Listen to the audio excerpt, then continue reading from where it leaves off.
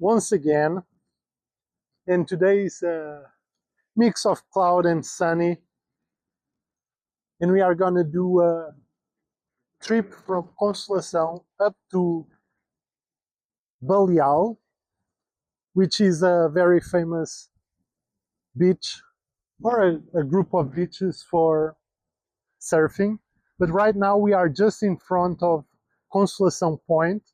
As you can see, there's the wave there, but today it's a bit blown out by the wind. And on the other side, we actually have a beach break with a sand bottom. It's really, really windy today. So this is the other break.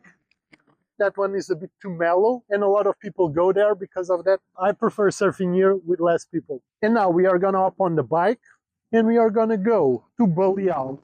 So this is actually something that you can do even during winter, as long as it's not really raining a lot, with your wetsuit on, your surfboard on a surf rack. You see, I have these things here, so I can put the surf rack if needed, and you can just go to other spots around. So we are gonna go through the coast, and you'll see that it's not that far away. Like to Baleal, it's 40 minutes maybe. So 40 minutes, it's a good warm-up. You arrive, you don't even need to warm up anymore. You can just take your surfboard and go directly to the sea. And here we are going through the village. So this is more of a vacation village, like where people that live somewhere else in Portugal, or there's a lot of expats as well, people that live and work in Switzerland, France, and they come here during summers to enjoy their vacations. But other than that, it's a pretty empty city besides summer. So during the remaining of the year, there is not that much people here. And because it's close to the sea, it's also a spot that some surfers come, but other than Supertubos and Baleal, Ferrel, that area, here it's almost empty all the time, the beach break. So it's also a spot that you can come and see and surf. And today I wanted to do this video. I recorded it the other day, but I put the microphone on the fanny pack and it just got really weird, the audio. And it's not because of the microphone, because I had recorded this in Portuguese before with the same setup, but I clamped the microphone in a better place, so it sounded just okay. And now I'm redoing this, and basically I wanted to talk also a bit about fitness and the necessity of fitness and how it impacts other areas of your life, and how you can use fitness for not only staying healthy, but also substitute maybe some addictive behavior you have and make you enjoy a bit more life overall. So as someone who has traveled for longer periods of time, and now I'm planning on going again back to the road, being fit for me is not like, it shouldn't be an option, especially if you're traveling for longer periods of time. And that's what I'm gonna talk about. But even if you're not, right, if you have family, you have children, whatever, you should be fit. I don't mean you need to be like a gym influencer on YouTube, you know, all six-pack, but you should be able to do a whole bunch of exercises without feeling like you're 60 years old. So as a surfer, you got your work in that department made easier, because just going out to surf, it's a great exercise, like for cardio and for your upper body. It's like a really good exercise by itself.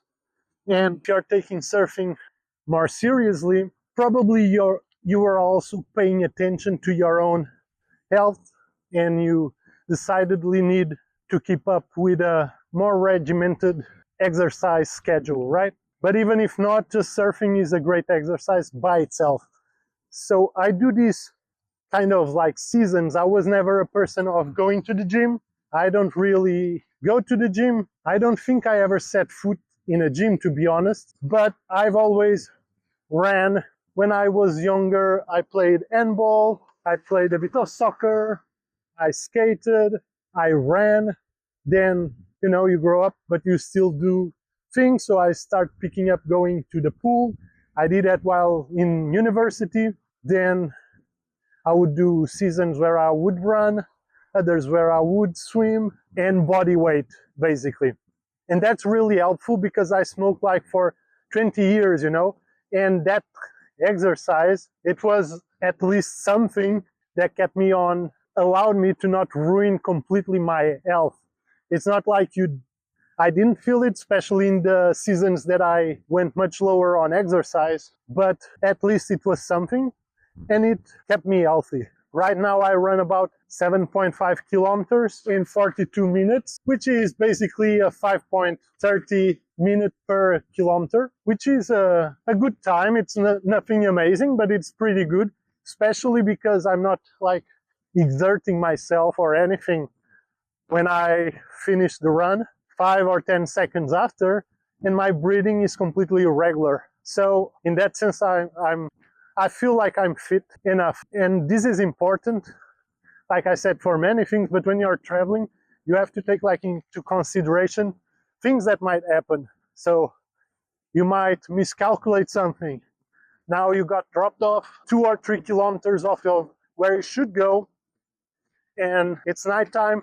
There's no transport available, and you have a 30-liter backpack plus 5 liters on your handbag, and you need to walk 2 or 3 kilometers, right? It can even be worse. You have that, but plus you have a bag with a surfboard. So you need to be fit for these situations. You also want to be able to do anything that comes up, right? You go to a place, you figure out there's a nice trekking to see a volcano, and you want to do it. But if you're out of shape, and the trek is 4 hours uphill or 5 hours uphill, you're gonna have a bad day, right? Letting the cars pass by so the sound doesn't get. Something I learned, because on the other 2 videos, the Portuguese version and the one I did before in English, I would keep talking, and with the cars, it kind of gets in the way of what you're saying anyway. So that's another case where you want to be fit. And this is for anything, like even things that you're not planning to happen, but they happen.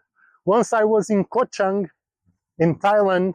I was with my girlfriend at the time, and so the island has like upper part where it's more like resorts.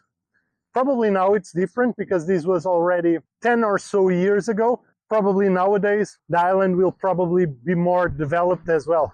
But at that time, the kind of backpacking vibe was more on the lower part of the island, further down from the resort area. So we were there, we got a bike, we wanted to go around the island to see the island, right?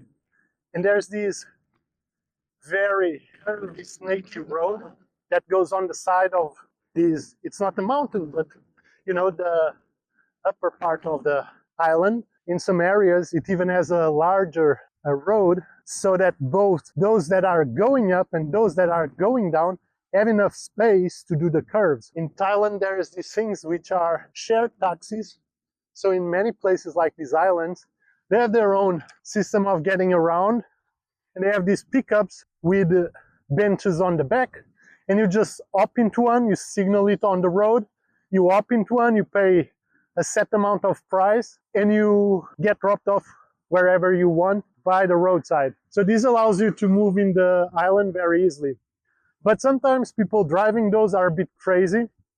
And we were going up this road, and in one of these areas, the taxi driver just cut the curve in the middle of the road. So I was going up with a motorbike. It was not a super powerful motorbike, so we were even going that, and the guy just comes almost straight at us, so I had to get out of his way. And in doing that, we end up falling from the road to the side of the mountain. And our luck was that it was kind of muddy, the side, so our bike just got stuck in the mud and we didn't fall further down. And if it was rocky or something, it would have been way worse, right? But we were lucky on that department, and I still had to get the motorbike from that mountainside up back to the road and drive it back. So again, something that if you're not fit, or at least the minimal, I'm not saying you need to lift iron like you're going to a competition, but you need to be able to at least lift like a motorbike in this situation and bring it back. So this is another situation that might just happen. Even if you're not planning on it, you never know. And there's more, obviously. Like if you're fit, you might just avoid some sort of problem with someone, you know. because if someone is planning on hijacking someone or stealing something from someone or threatening someone because of something nonsensical, it's not that you are looking for a fight or anything. That makes no sense to go to other countries to be disrespectful or that. But if you look a bit more trouble than it's worth it, maybe they'll leave you alone and look for someone else. So in that sense, it's also important. And as I said, everything else as well, even if you're not traveling. But for traveling especially, I think you should be fit. And all this to say that even though I like running and I was doing 7.5 kilometers, I've got an injury on my leg from running. So it's very funny because I ran and I felt it, but then I took 2 days off and I was not feeling it already. Then I came running again. And when I was in the beginning of this uphill we are now, I started feeling it again. But I said, yeah, you know what? Last time I also ended up feeling it, but 2 days and I was fine. So I'm just gonna push through it. And so I went down here, and when I was coming back, I had to stop because it was really feeling much worse. And so then I gave it another week to heal, but in the end it didn't really heal that well because I went running again, and exactly at the same time, it's about 4 kilometers in, it started hurting again, but this time I just stopped instead of trying to push forward. And now I decided, you know what, I go ride 18 kilometers on the bicycle, and that's gonna be my cardio for now, and body weight as usual. So I took the chance to also show you the way up to Baleal. So, and how does fitness relate to addiction, as I was saying in the beginning of this video? Well, basically, addiction of different kinds have different profiles. I smoked cigarettes for 20 years, since I was 16, so very young, and I smoked pot, weed, all that a lot, until I was 31. So at 31 years old, I said, you know what? And I also used to party, drink a lot, and it was never that I didn't do the things that I should do, like work or study. I always did those things on top of leading a normal young guy life, university, going out, getting high with friends, getting drunk with friends. I always did everything else. But at 31, I simply said to myself, you know what?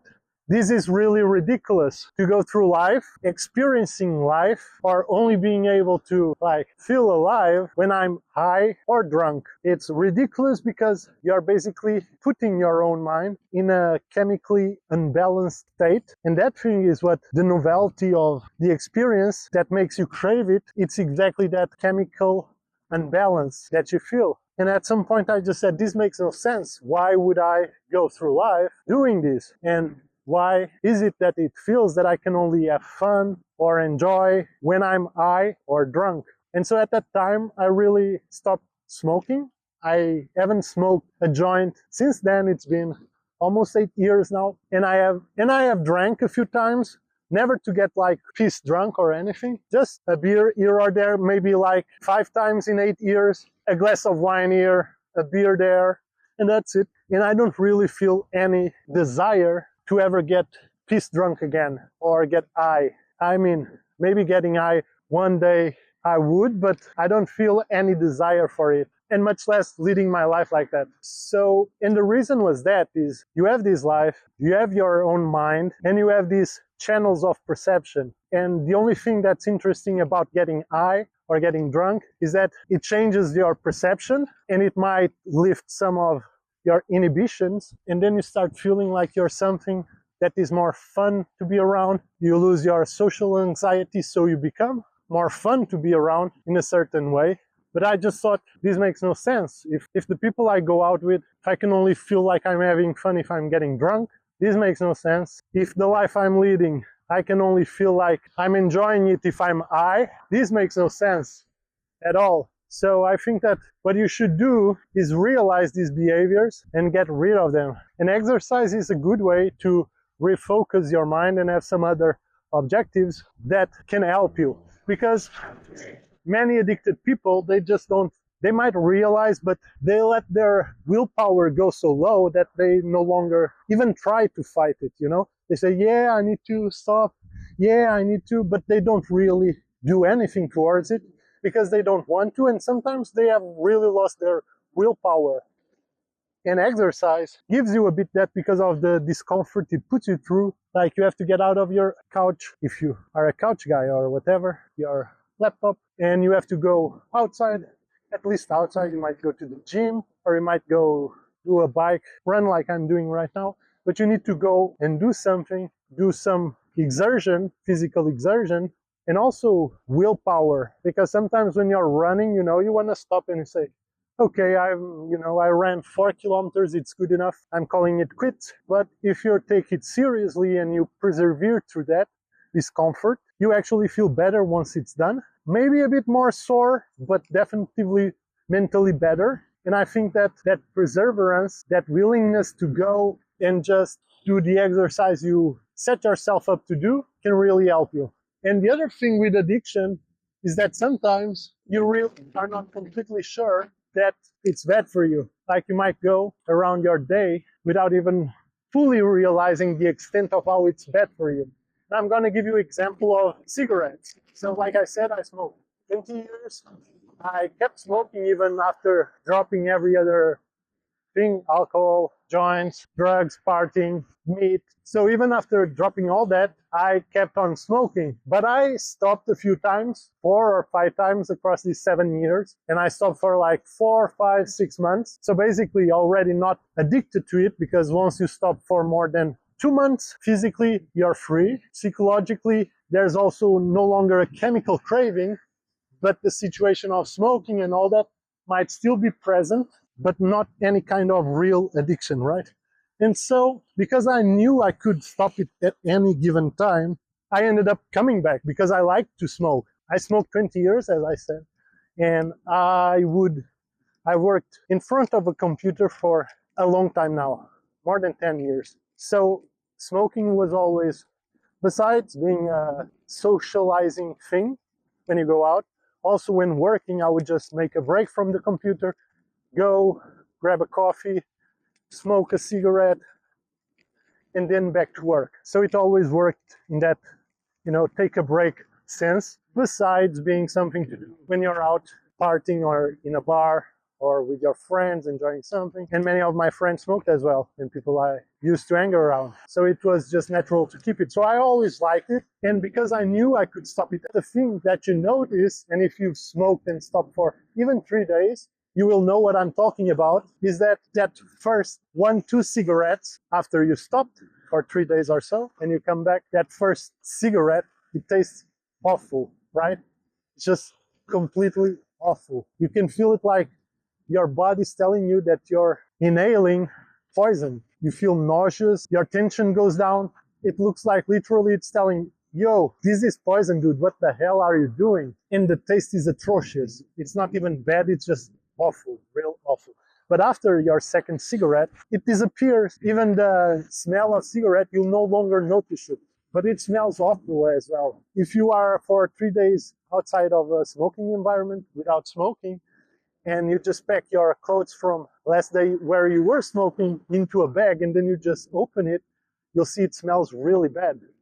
But all this disappears, right? So did the smell change? Did the taste change? Or is your mind playing tricks on you because it likes what nicotine does to your brain? And this is where I wanted to get in terms of addiction. So sometimes you don't even notice any of that unless you really live it. And with cigarettes, it's something that is immediately perceivable, this awful, awful flavor. But in other things, it might not be immediate as that. So this is related to that you might not even notice how bad something is for you unless you really stop it.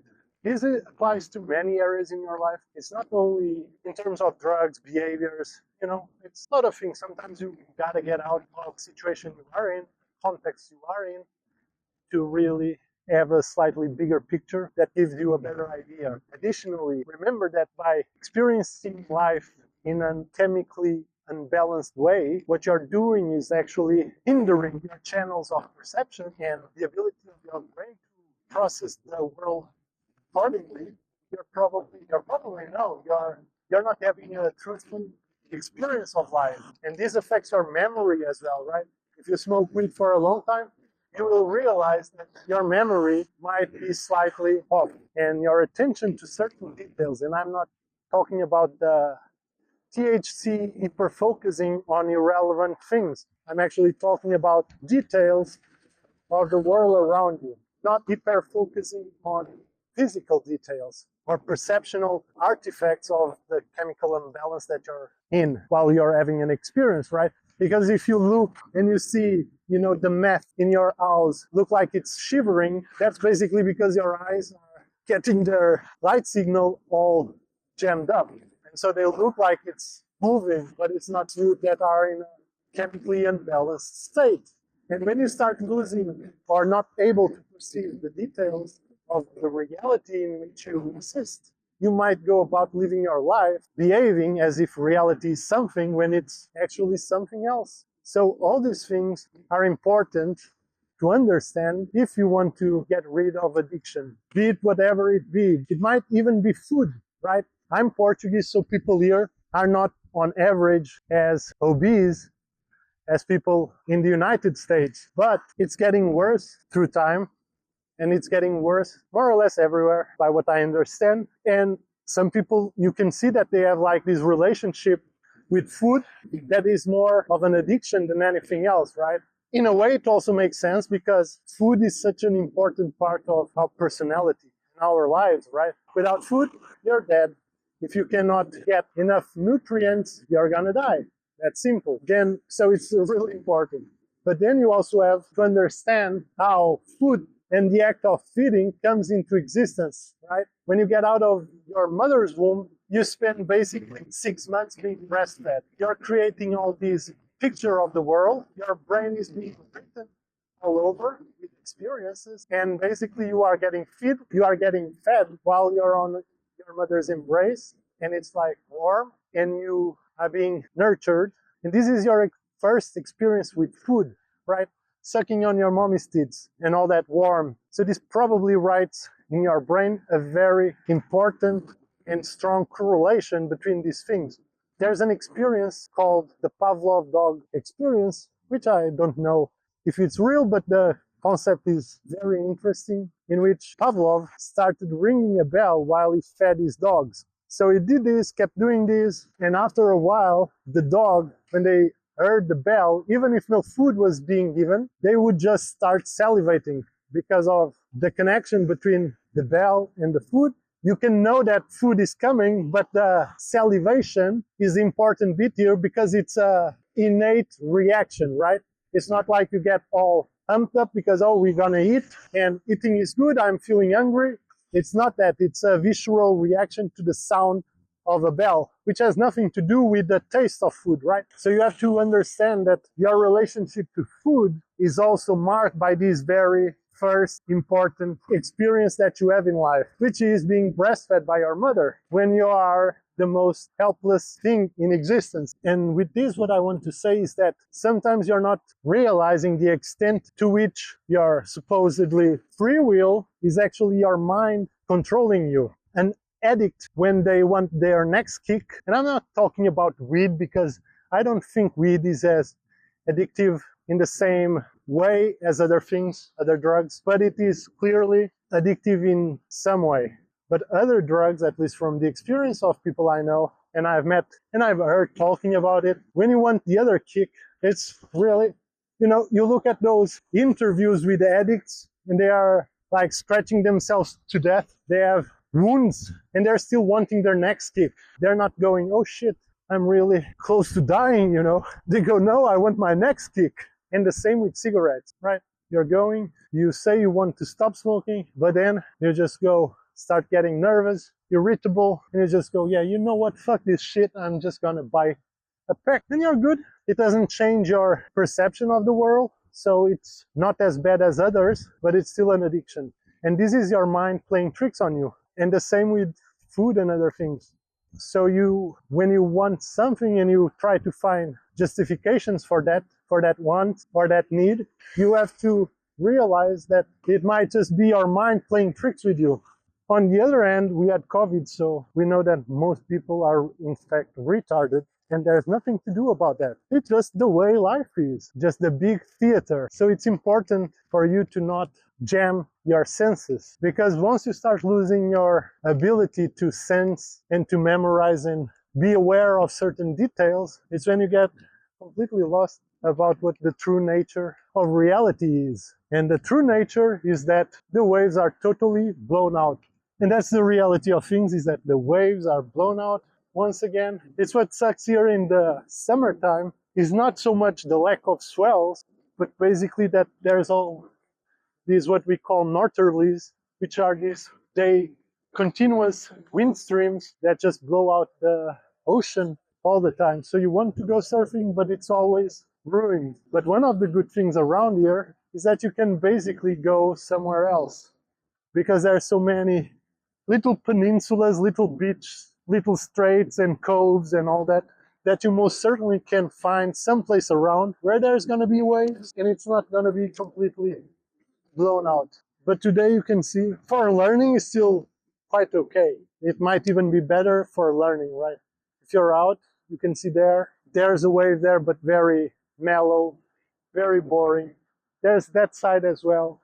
So you most certainly can find somewhere around you where you can go and surf, basically. And that's it. I've talked about what I wanted to talk. Now I'm gonna do the trip back and go home, and that's it.